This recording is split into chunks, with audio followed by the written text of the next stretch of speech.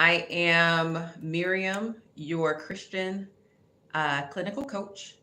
And I have a quick teaching, very brief, that I want to do. I'm on a break, and I've been having just some amazing sessions and breakthroughs with clients. And I heard this statement recently. It's not often that I talk to the men in my life about how they have hurt me.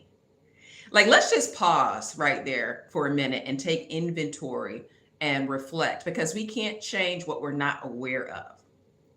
So if you're someone who has had men in their life that has hurt them, that you may not be currently thinking about, or there are relationships in your life right now, and where they are is not where you want them to be. Think about those relationships. Maybe you're in a marriage. Maybe um, you're someone who wants to date, and the type of men that you have been dating are disappointing. It's a disappointment. You're unsure where to go from here. You're someone who wants direction, but there is a lot of confusion. This video is for you. This video is for you because we're talking about identity. We're talking about fear, and the behaviors that associate with that. So if you've experienced hurt, it just means that you're the perfect candidate for healing. But until I invest in my healing, I will remain hurt. And a person that is not transformed may transmit pain or be driven by fear, because fear has a voice, fear has words. And fear also can create the mental gymnastics where you're trying to figure out how something is going to play out, to the point that you are in analysis paralysis, that you may do nothing. Because number one, that mental gymnastics is already exhausting. Okay. All right. So if we look back at that statement, it's not often that I talk to the men in my life about how they have hurt me. This came from someone who recently had a conversation with a man that hurt them, and the conversation went well. It went well. And it's not to say that they knew it was going to go well, but they put more of the confidence in their ability to exercise having conversations, even if fear is associated with that, which also came from connecting to someone who is who exemplifies confidence in them and is able to extrapolate their potential so that they can shift outside of the painful narrative that has created paralysis to begin with. Okay. We all need somebody in our corner. Come on. We all need someone to help celebrate the small steps, or even the awareness that we're having, the breakthroughs that we need to have, and help us to get there so we don't break down. Because sometimes by the time we even ask for help, we invest in therapy or coaching, it's when we need to be inpatient in a psychiatric hospital somewhere. And the thing is, kudos to people who ask for help, because sometimes people don't. They sedate, and there's no judgment. There's no judgment, but there's only awareness, and there is the understanding, and just the helping arm, letting you know there's a helping arm that is reaching out to you to say you don't have to do life alone. You don't have to sedate or distract yourself from the things that you need development in, right? So why don't we have conversations with people that have hurt us? Why don't we have these conversations? Well, the reason why is because many times, we're taught in our childhood that our feelings don't matter. So then fear says, this is going to happen again. No matter if you left your childhood home, that mindset may have not left you. Okay? No matter if you've left your childhood home 50 years ago, 15 years ago, 5 years ago, 5 minutes ago, many times that mindset didn't leave you. So then fear says, hey, it's going to happen again. You know, when there's a concern that you have, say it's not even in your household, it's at work. Say it's with a friend. Say it's with somebody at church. Sometimes there's something that you want to mention at the grocery store, but you're wondering if your concern is too much of an inconvenience to the person, that you end up placing more pressure on yourself to just figure it out. Like, how many times I've done that before, where it's like, oh, I don't know, if this is too stupid. Like, should I even ask this or not? Like, what are they going to think of me? So then I place more pressure on myself to try and figure it out. And some of that independence, which is, I mean, is good, I think, to be independent when we define it as having practical life skills. But when independence or this over reliance on self comes from trauma, we end up placing more pressure on ourselves to just figure it out. And a part of that can feel like you're alone. It can lead you to be alone because you don't want to be in inconvenience. It can be isolating, which comes from a place of shame. It comes from already thinking you are inadequate.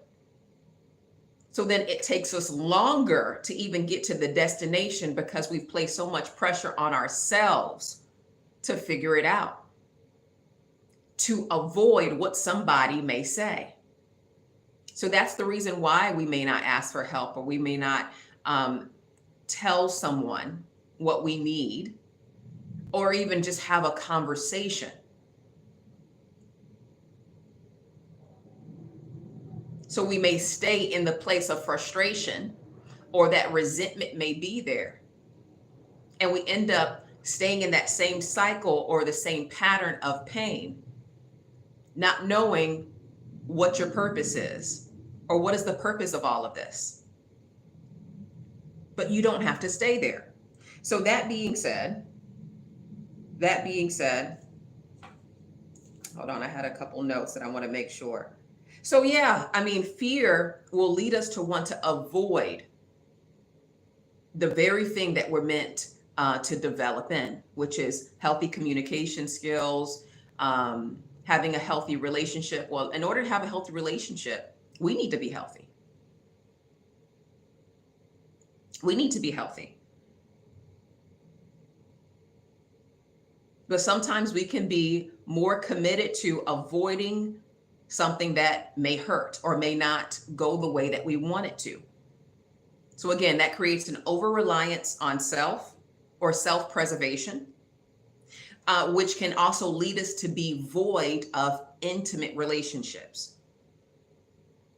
I remember being very hesitant with connecting with women because I'm like, I don't want to go through what I've been through before. So sometimes we end up projecting our pain onto others, saying that, well, what if we get into comparison? What if these women make the same comments or hurt me like these women in the past have hurt me before? So our brains can be fixated on avoiding past pain, that we end up missing out on the wrong connections, or missing out on development and handling relationships the right way because we feel and are in some ways ruined by the past. But nothing is too hard for God. Here's the other thing. So fear can lead to avoidance, which is an over-reliance on self, a certain independence that is created from trauma. Or it can lead to an over-reliance on a person. I'm looking up and down because I have two cameras. So it can lead to an over reliance on a person. Well, what's the concern with that? A person, people are not perfect. That's the thing. People are not perfect. And in relationships, marriages, whatever the case is, they're going to come in with their stuff, with their baggage, with their luggage that they may put on a certain shirt that day. And it's like, hold on, I don't like that shirt. But that's the shirt that they're wearing. All right. That's the shirt that they're wearing that may show up when it's inconvenient, that may show up when it's like, no, I really was hoping that you would put this shirt on, that this was the response that you were going to have. So though whatever they bring in can trigger you and remind you of something that happened in the past, where it's like, see, this is all just going to keep happening and keep happening again. But it becomes a familiar cycle that we end up settling versus saying something, because we think, again, our feelings don't matter. There was a lesson that we learned earlier on in childhood that our feelings don't matter. So we all bring in this luggage. We all bring in this stuff. And even if it was, again, a healthy person that we're connected to, still, they're not perfect. And depending on my approach with them, I can end up placing more pressure on that person to meet all my needs. And nobody can do that, nor are they responsible for it. So again, going back to the over reliance on self, that leads to burnout. That leads to sometimes wanting to save everybody, which leads to burnout, because we don't want other people to feel bad. So we place pressure on ourselves to make them feel good. I'm going to take care of this. I'm going to say yes to that. I'm going to say yes to that. That's that over reliance on self that is created from a trauma framework. Again, the over reliance on person is sort of, oh, I don't like this. I don't like that. It's, you didn't do this right. You didn't do that right. And there's a lot of irritation and frustration in that relationship where you're wanting them to fill a void and they can't. They can't. And I love that scripture. And this is where I'm going to end. Psalms 27:10 that says, because all this comes from childhood, it's childhood stuff. It says, when my mother and my father forsake me, then the Lord will take me up. Many times there are these two types of people. Over reliance on self-preservation. That stuff leads to burnout. It's this overly independent woman, okay? That again may want to be understood, may want to connect, but then it's like, I don't want to be vulnerable because I don't want to get hurt again. Or the over reliance on a person, where there's going to be constant frustration because a person cannot be perfect. People are not perfect. Okay. But God is. He's the only one that's the same yesterday, today, and forevermore. So in order to get out of these versions of yourself that are not even the real you, because we can conform to trauma or we can become transformed.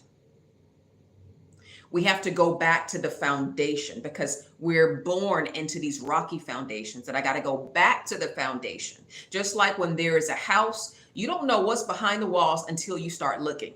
And, when you're about to purchase a house, it may look pretty on the outside, but you get in that thing and you start walking through the rooms.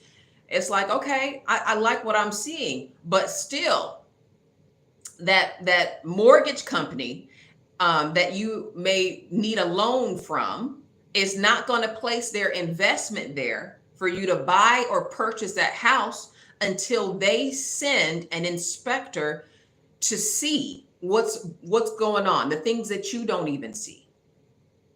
So if you want healing, it's so important to see yourself as important enough and invest in yourself, invest in the very places that you may not even know that there are some limiting beliefs there that are limiting you from growing,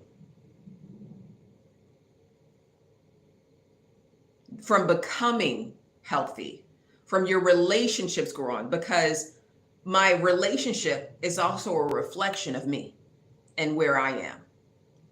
My finances, my children, my life is a reflection of my investments, where I water that grass, okay?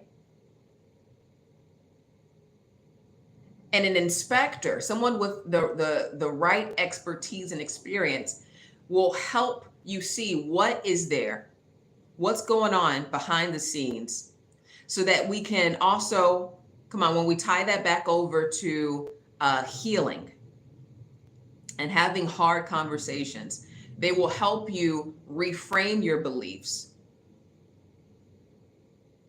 fix the foundation, faulty foundations, so that you can become behaviorally activated in what is healthy. And then there's going to be a ripple effect that touches everyone around you, your relationships, because either way, there's a ripple effect of remaining in pain or remaining hurt. There's a ripple effect with that. Things are touched because you carry an atmosphere. Passive aggressiveness carries an atmosphere. Being irritated carries an atmosphere. People can feel that stuff. So what atmosphere do you want to carry? And many times it's the people that care a lot that end up carrying a lot.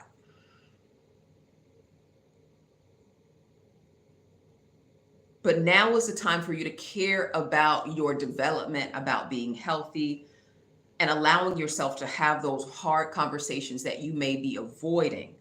But it's just a broken version of you that may be avoiding that. There's a healed version of yourself that welcomes it. Invest in yourself, invest in that inspection and that inspector coming in. That can look like coaching. It can look like a therapist. It can look like a self-help book. But even with the self-help books, it's just a start. We need someone to help extrapolate that potential so that we can walk in purpose, so that you can know your purpose, so that you can understand your identity. So again, it's time to have those hard conversations. It's time to heal. Invest in your healing. Invest in knowing who you are spiritually.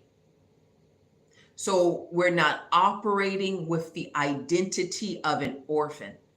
That even though you may be in a marriage, you may have people in your house, but sometimes we can be miserable in our own houses, miserable in that marriage, miserable at work or wherever we are. And it's not how it should be. The thief comes not but to steal, kill, and destroy.